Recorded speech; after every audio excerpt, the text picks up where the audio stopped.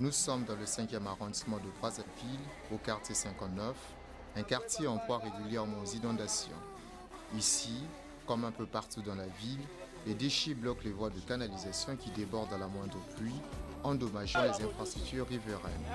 De même, la stagnation des eaux usées occasionne diverses maladies au sein de la population.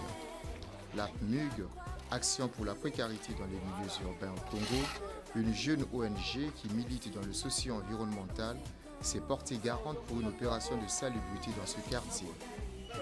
Ils étaient nombreux, malgré la pluie qui s'est abattue très tôt ce jour-là, à répondre à l'appel de leur association. Objectif affiché, l'assainissement de l'avenue Gallieni à Villa, du croisement avenue des Chars au lycée technique 5 février.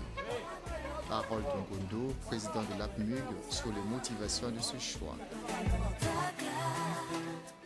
J'ai peur d'agir sous l'emprise de leur cœur, de laisser faire la jalousie. L'homme doit vivre dans un environnement sain et propre. Quand j'entends par la propreté, cela veut dire que ça ne s'arrête pas qu'à la maison. Il ne suffit pas de nettoyer, de balayer la maison chaque matin. Non. Ça se passe aussi dehors, parce qu'on a beau nettoyer la maison, mais quand nous sommes entourés par des ordures de la saleté, il y a des bestioles de toutes sortes, comme des moustiques, des asticots, sont eux qui causent les maladies. Aujourd'hui, la famine, la maladie, l'insalubrité sont devenus des compagnons habituels, des fidèles compagnons des populations congolaises. Or, ce qui n'est pas normal. Comme le but de notre association est de lutter contre la précarité, donc on ne pouvait pas rester indifférent à cette situation. D'où nous avons pris l'initiative de rassembler des gens de bonne volonté pour mettre un peu de l'ordre dans notre quartier. Car la charité, bien entendu, commence par soi-même. On doit d'abord nettoyer notre milieu avant d'aller voir ailleurs.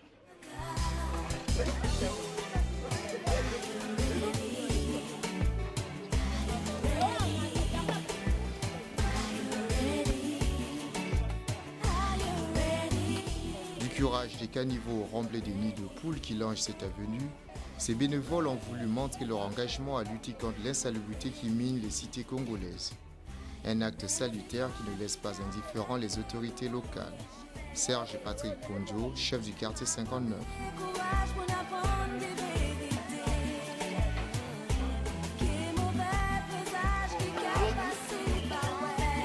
C'est une action allouée et un exemple à suivre pour d'autres ONG parce que pour nous, APNUC est une ONG qui compte parmi bien d'autres qui ont élu leur siège social au quartier 59 et que pour une ONG comme la leur qui est d'envergure nationale, penser lancer leurs actions à partir du quartier qui loge leur siège, je crois que nous sommes plus qu'honorés.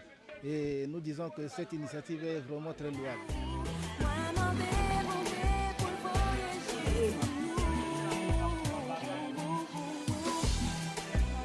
L'APMUG n'est pas à sa première action. Le 31 décembre dernier, elle a organisé un repas en faveur des personnes défavorisées.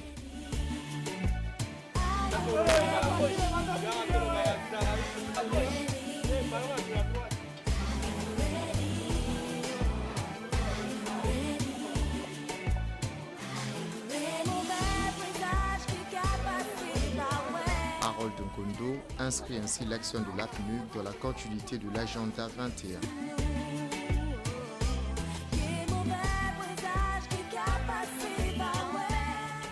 Non, je n'ai pas encore fini,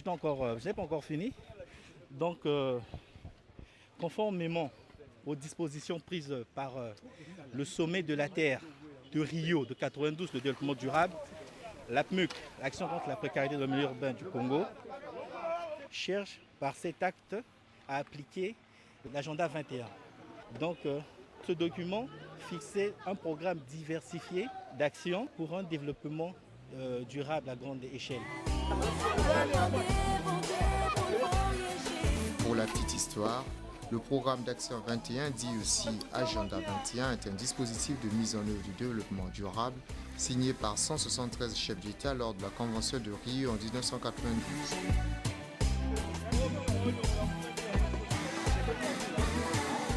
ses 40 chapitres, ce plan d'action dit que le développement doit s'appliquer.